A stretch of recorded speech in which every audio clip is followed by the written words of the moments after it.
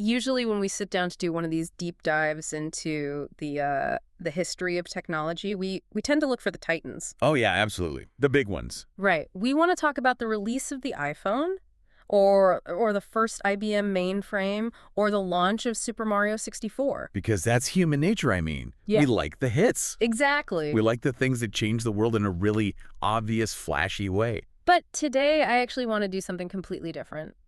I want to look at basically a $2 chunk of black plastic that most people would call, well, garbage, to be honest. Fair enough. I was actually digging through a sales bin at a flea market recently, just sort of sifting through the junk, and there it was. Street Racer for the Atari 2600. Oh, wow. Yeah, no box, the label was peeling off, and it was priced at exactly $2.40. That price point sounds exactly right. It's arguably one of the most common throwaway cartridges in the entire Atari library. Oh, yeah. Like, if you're a collector listening to this, you probably have 3 copies of it that you didn't even mean to buy. They just sort of end up in your house. Right, they just multiply in a box somewhere. And if you plug it in today, you see these big blocky cars in very simple colors, and you play it for maybe 30 seconds, you say neat, and you put it away forever. Yep. That's the usual experience. But looking through the stack of research we've pulled for this deep dive, so we're talking circuit board schematics, the developer interviews the technical documentation. That little cartridge is actually hiding a massive secret. It really is. I would actually go so far as to call it a foundational artifact. Okay, that's a strong claim. If you peel back that black plastic shell, Yeah. you aren't just looking at a mediocre racing game from the 70s. You are looking at the exact moment the video game industry broke in half. So that's our mission today. We are going to completely deconstruct Street Racer. Yeah.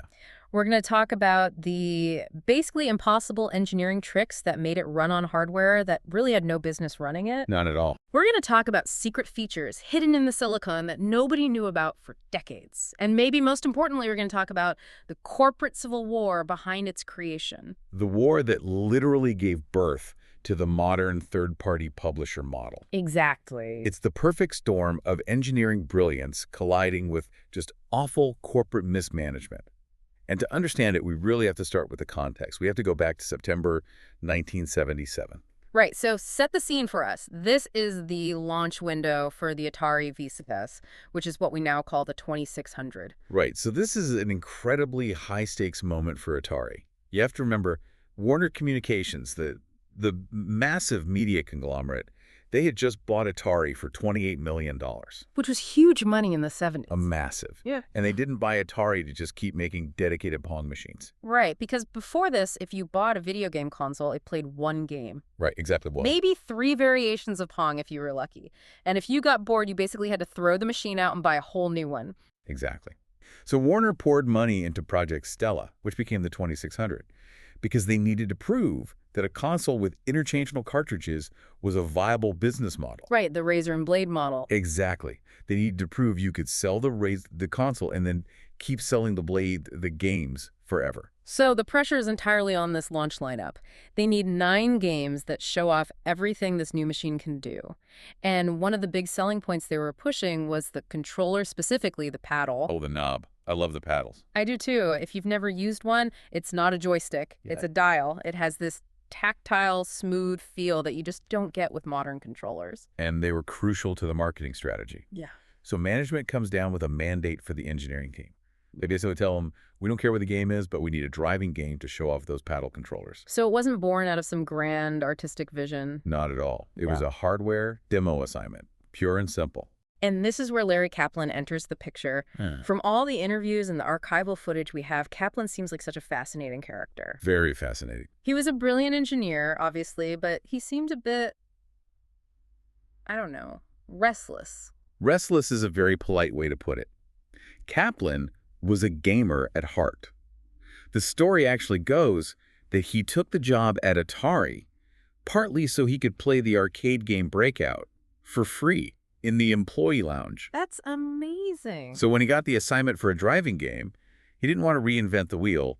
He immediately wanted to port a specific arcade hit called Night Driver. Oh, I know Night Driver. That's the one where it's first person. Yes, exactly. They're driving into the screen. It's pitch black, and there are these little white pylons on the side of the road creating a sort of 3D effect. For 1976, that was mind-blowing technology. It was completely revolutionary, Yeah. and Kaplan knew exactly how to do it on the home console. But here is where we get our first real taste of the toxic culture inside Atari at the time. Okay. Another developer had essentially squatted on the code for Night Driver. Wait, what does that mean? Like, he called dibs. Essentially, yes. This other developer wasn't working on it fast enough. He was actually struggling with it pretty badly. But he refused to hand the project over to Kaplan. It was pure territorialism. That is wild. It's like office politics, but with assembly code?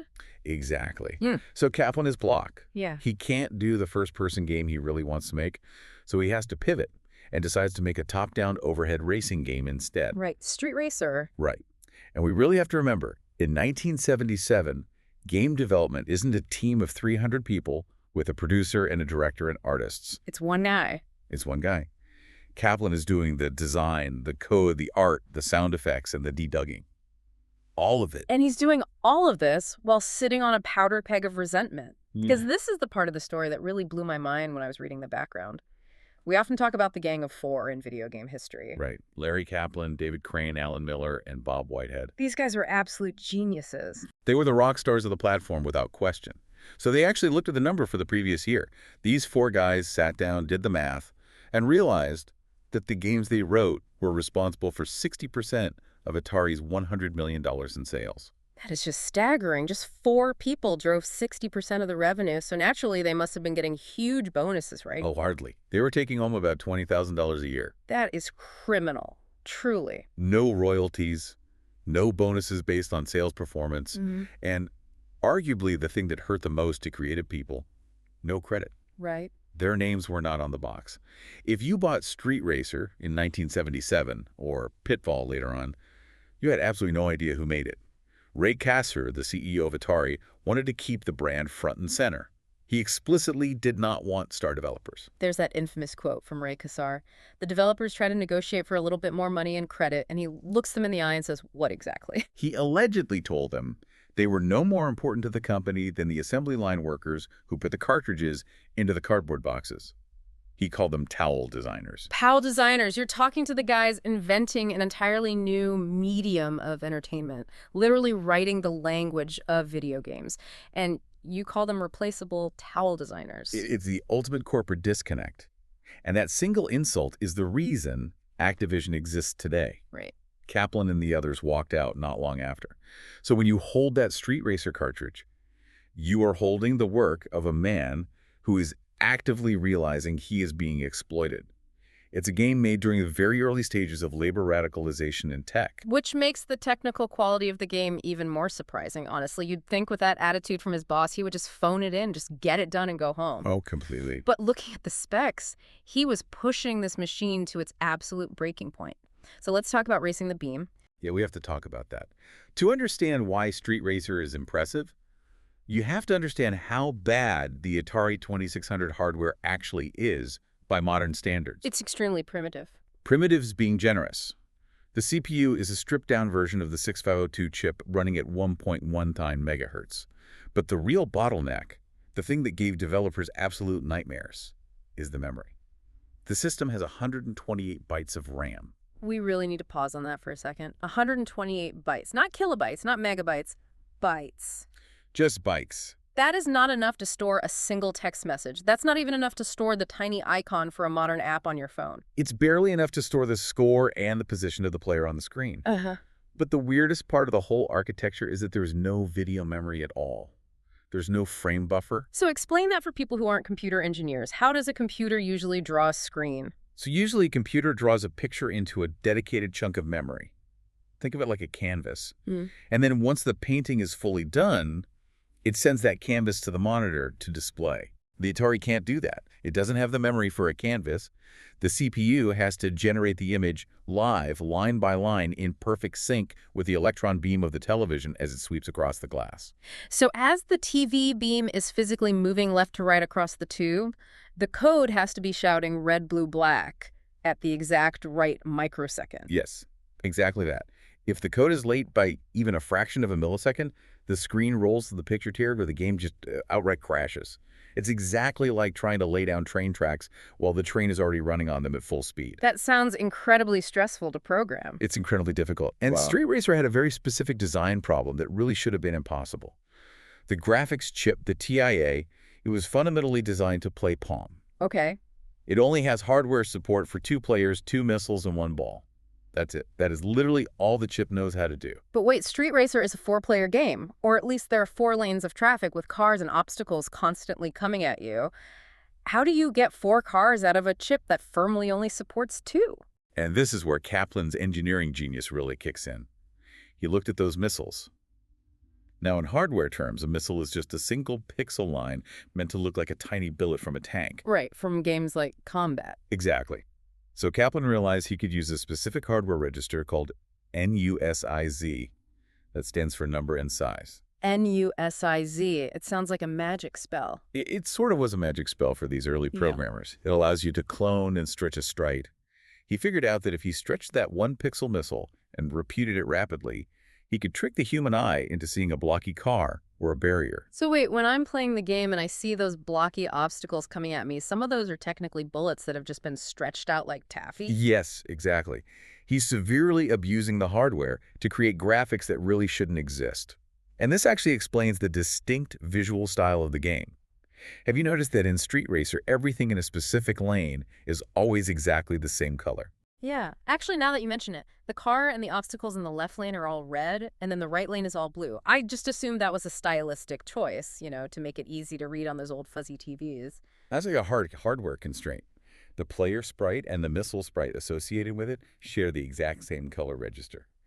He literally couldn't change the color of the obstacles without also changing the color of your car. Wow. He turned a hard hardware limitation into a cohesive visual language. That is brilliant. It's like a magician forcing you to pick a card, but you don't even realize you've been forced. But even with all these clever tricks, there was something he actually had to cut right. The research mentions a lost feature. Yeah, this is one of those great, what could have been moments in gaming history. In the early prototypes, Kaplan actually had a moving playfield. He really wanted the background to scroll down to give you genuine sensation of speed. Which would have been amazing, because Street Racer feels a bit static since the road doesn't move, only the cars do. So why did he cut the moving road? The hardware simply couldn't handle drawing the scrolling background and all those cloned sprites without flickering. Ah, the infamous Atari flicker. Right. Now here is the real irony of the situation. Yeah. If you play Atari games released just 2 years later, games like Pac-Man or Asteroids, they flicker constantly. Yeah, I remember that. The ghosts disappear and reappear all the time. We just kind of accepted that as kids, like, oh, the ghost is blinking. We didn't think it was broken. Exactly. By 1980, gamers completely accepted flicker as the necessary price of having complex graphics on screen.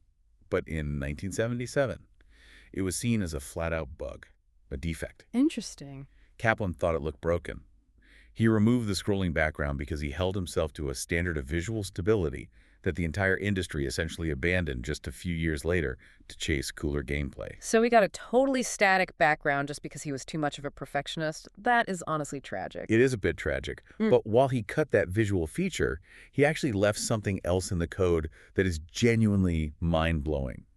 We need to talk about the audio, because this changes how we view the console entirely. This is the part of the research that literally made me sit up in my chair. Everyone knows the Atari 2600 is a mono system. You plug it into the back of the TV with that single thick RF cable, one speaker, mono sound. That's just a historical fact. That is the common wisdom, yes. But if you actually look at the schematics of the TIA chip itself, the actual silicon die inside the machine, it tells a completely different story. The chip actually has 2 separate audio pins, AUD0 and AUD1. So the chip could do stereo, like it was natively capable of it. The chip generates 2 distinct audio channels. But to save money on the motherboard manufacturing, and we're talking literally pennies per unit here, Atari merged those 2 pins into one single output trace. Wow. They physically wired them together right before the signal left the console. Classic corporate cost cutting. Warner wanted to save 10 cents per unit, so they completely killed stereo sound. However, Kaplan programmed Street Racer as if that cost-cutting never happened. He coded true stereophonic sound into the game anyway. The sounds for the left lane are specifically sent to the AUD-THO pin, and the sounds for the right lane go to the AUD1 pin. Wait, so the game is running in stereo right now. Like if I plug in my dusty $2 cartridge, the stereo signal is actually being generated inside the plastic? It is right now. We just can't hear it because of the console's physical wiring. But archivists and modern modders have gone in, cut the trace on the motherboard, and wired those pins to separate left and right speakers. Yeah. And when you do that, Street Racer suddenly has full spatial panning. If you crash your car on the left side of the screen, the explosion sound only comes from the left speaker. That is incredible. It's like finding a beautiful mural painted over in a house, and it's just been sitting there in the code for 45 years. It really speaks to the mindset of the engineer. Kaplan knew the end user would likely never ever hear it, but he did it right anyway. It's pure craftsmanship. Let's shift gears a bit to the gameplay itself. We mentioned the paddles earlier. I feel like we really need to explain why they feel so different from a traditional joystick. Oh yeah, it's fundamentally different hardware. Because when you play Street Racer on original hardware, the movement is buttery smooth. It's not jerky like using a D-pad. Well, that's the core difference between digital and analog inputs. A joystick is digital. It's basically a series of switches. It's either on or off. You push left, you go left at a set constant speed. A paddle, on the other hand, is a potentiometer. It's a variable resistor. Like a volume knob on an old stereo or a dimmer switch on a dining room light. Exactly. And the way the Atari actually reads that knob is so ingenious. Inside the console, there's a tiny electrical capacitor. The system discharges it and then counts how many TV scan lines it takes to recharge based on how much resistance the dial is currently giving. So the machine is literally measuring time to determine your physical position. Yes. And it allowed for incredibly granular, precise control.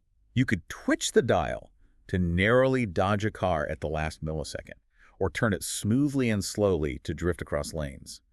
That direct tactile connection is why Street Racer is still surprisingly fun to play on original hardware, even if the graphics are so simple. That makes sense. Emulators really struggle to capture that feel because you're usually using a digital controller or keyboard to play them. And they packed a lot of weird variations into this one cartridge. The box boldly says 27 game variations. Right. Which, let's be honest, in the Atari days usually just meant we changed the speed slightly and called it a brand new game. Usually, yes, that was the trick. Yeah.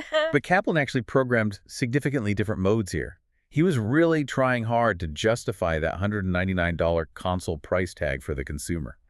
You have a mode called Dodge 'em, which is basically a clone of the arcade game Space Race. You move your car up, reach the top of the screen, and wrap around to the bottom. And then there's Scoop Ball. This one genuinely confused me. You have to pick up things and put them in a computer scooper. You know, think of it as a strategy game, poorly disguised as a racing game. You actually have an inventory. You can hold up to 3 balls at a time, and you have to decide when it's safe to bank them for points. It's a surprisingly complex risk-reward mechanic for a game running on just 128 bytes of RAM. But the mode that really stood out to me was Number Cruncher. You're driving a motorcycle and you have to deliberately crash into specific numbers. It is arguably one of the very earliest examples of edutainment in video games. You are actively hunting specific numbers to solve a math problem on the fly. Kaplan was gamifying math years before titles like Math Blaster or Carmen Sandiego made that an entire industry trend. Speaking of math, there's a really weird detail in the research about the game timer that I want to unpack. The rounds in Street Racer last exactly 2 minutes and 16 seconds. Yes. Not 2 minutes, not 2:30, 2:16. Why such a specific weird number? This is a pure programmer moment right here. It all comes down to binary code. The timer isn't actually counting seconds at all. It's counting frames of animation. Kaplan set up a loop that triggers a flag every 64 frames. And the game ends after 128 of those loops have completed. Okay, let me do the mental math here. So 128 loops times 64 frames. That equals exactly 892 frames. Now, the game runs at 60 frames per second on a standard NTSC television.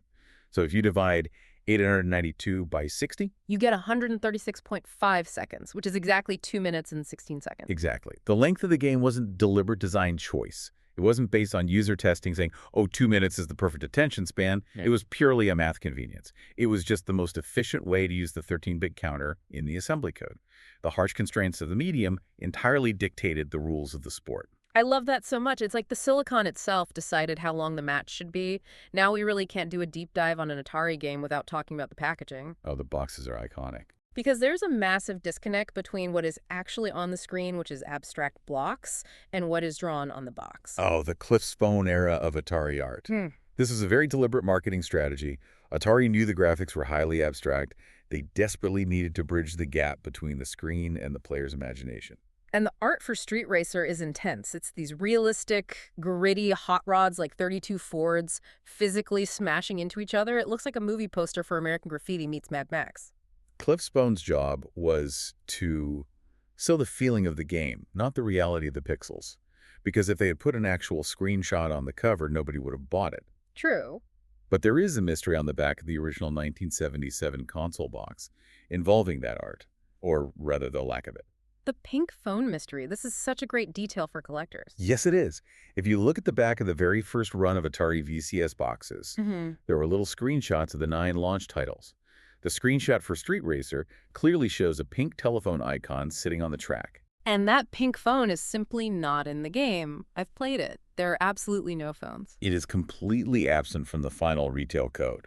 What that tells us is that the marketing team took photos of a highly volatile alpha prototype. Oh, wow. Maybe that was the version that still had the moving background we talked about earlier. We don't really know. Yeah. It's a ghost of a version of the game that was totally scrapped, but it's been immortalized on millions of cardboard boxes forever. That is fantastic. It's literally like digital archaeology. You're finding evidence of civilizations that didn't quite make it.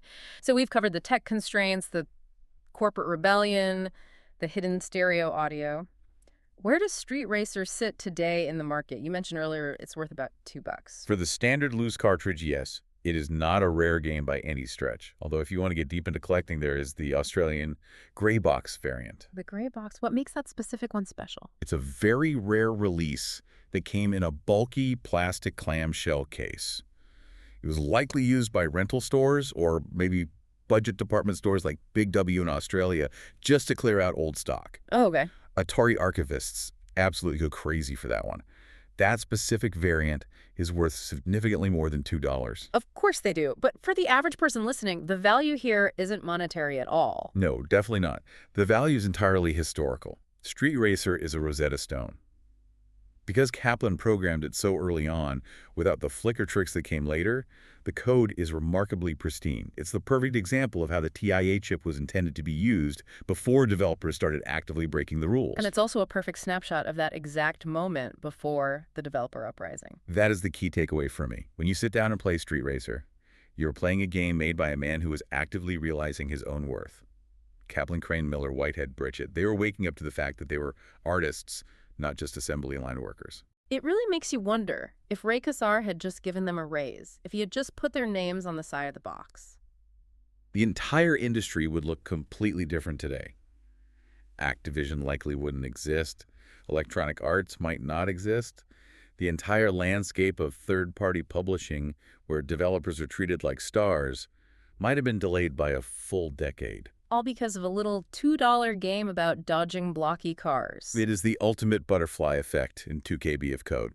So next time you see that dusty cartridge with the text label sitting in a bin for a couple of bucks, maybe pick it up. Not because you're going to play it for hours on end, but just to hold a tangible piece of that rebellion in your hand. And hey, if you have a soldering iron handy, maybe try to unlock that true stereo sound. Definitely try to unlock the stereo sound. Thanks for joining us on this deep dive into Street Racer. We'll catch you on the next one. Keep looking for the hidden details.